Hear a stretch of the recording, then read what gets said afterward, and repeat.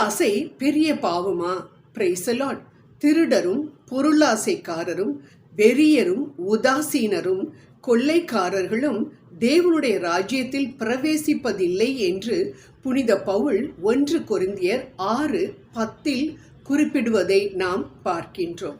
ஆம், 9 மற்றும் 10 இறை வார்த்தைகளில் புனித பவுல் யாரெல்லாம் ஆண்டவருடைய ராஜ்யத்திற்குள் நுழைய முடியாது என்று ஒரு பெரிய பட்டியலையே கொடுக்கின்றார்.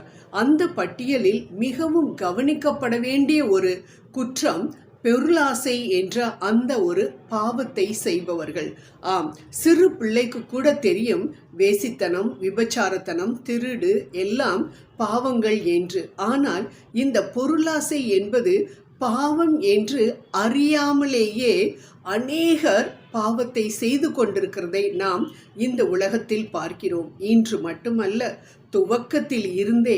ஆம், ஏவாள் பழத்தின் மேல் இருந்த அந்த ஆசையினால் கீழ்ப்படியாமை என்ற பாவத்தோடு மனு குலத்திற்கே சாபத்தை வரவழைத்ததை நாம் தொடக்க நூலில் பார்க்கின்றோம்.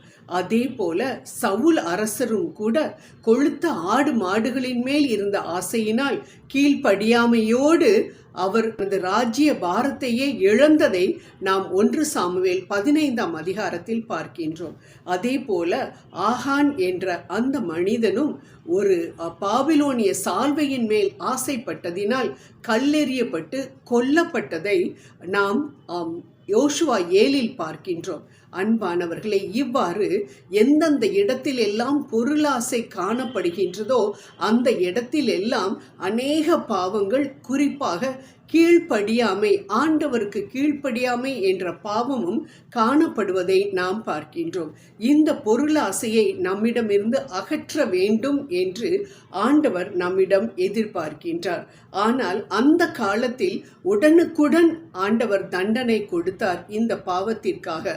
ஆனால் கிருபையின் காலத்தில் நாம் வாழ்ந்து கொண்டிருக்கின்றோம்.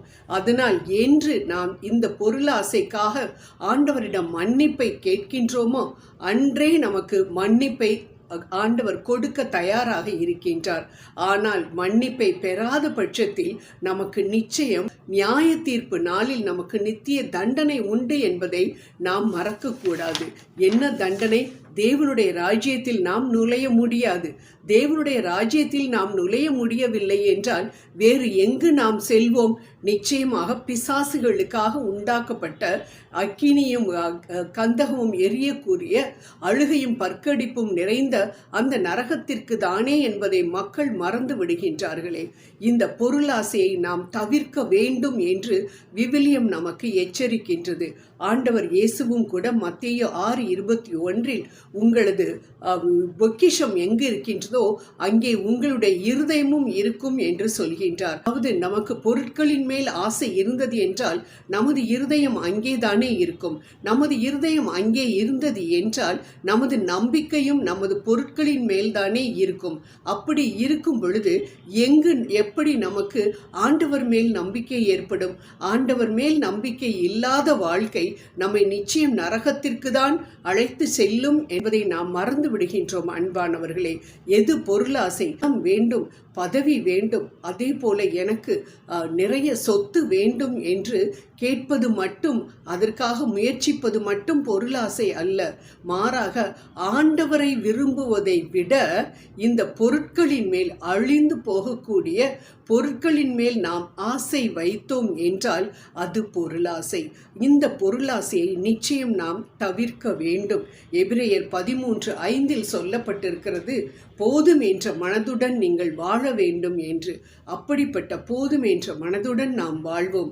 அதே போல எனக்கு இது தேவைதானா என்று ஒவ்வொரு பொருளையும் வாங்குவதற்கு முன்பாக நாம் யோசித்தாலே போதும். நிச்சயம் பொருளாசை என்ற பாவத்தை நாம் கட்டிக்கொள்ளவே மாட்டோம். அன்பானவர்களே, எல்லாவற்றிலும் திருப்தியாக இருக்க நாம் கற்றுக்கொள்வோம். ஆண்டவர் எனக்கு கொடுத்திருக்கின்றார், இந்த கொடுத்த இந்த காரியங்களுக்காக, நன்மைகளுக்காக நான் ஆண்டவர் ஆண்டவருக்கு நன்றி கூறுகின்றேன் என்று நன்றியை மட்டும் நாம் செலுத்தி கொண்டே இருந்தோம் என்றால் இன்னும் அதிகமாக எனக்கு வேண்டும் என்று நாம் பொருள் ஆசை என்ற அந்த பாவத்தில் விழவே மாட்டோம். இது விவிலிய உண்மை. ஆகவே நாம் பொருள் ஆசையை தவிர்ப்போம், ஆண்டவருக்கு பிடித்தவர்களாக இருப்போம். ஜெபம் செய்வோம். அன்பின் தகப்பனே, அப்பா, இதோ பொருட்களினால் அல்ல, மாறாக உமது அன்பினால் கவரப்பட்டவர்களாக மற்றும் உம்மையே நாங்கள் நேசிக்கக்கூடியவர்களாக வாழக்கூடிய பரிபூர்ண திருப்தி உம்மில் நாங்கள் பெறத்தக்கதான ஒரு ஆசையை நீர் எங்களுக்கு கொடுக்க வேண்டும் என்று உம்மிடம் கெஞ்சி மன்றாடுகின்றோம். ஆமேன், ஆமேன், ஆமேன்.